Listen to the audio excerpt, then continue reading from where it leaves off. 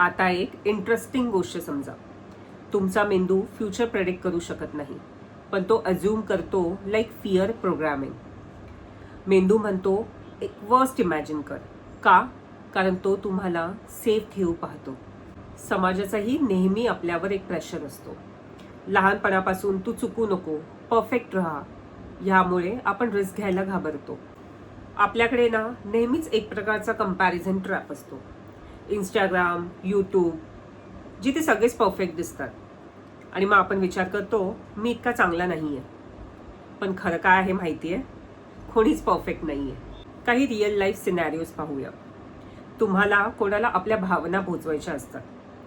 त्यावेळी तुम्ही फोनवरती मेसेज पाठवायला जाता.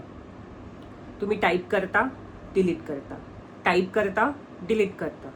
असं करता करता 30 मिनिटं निघून जातात आणि मग काय होतं?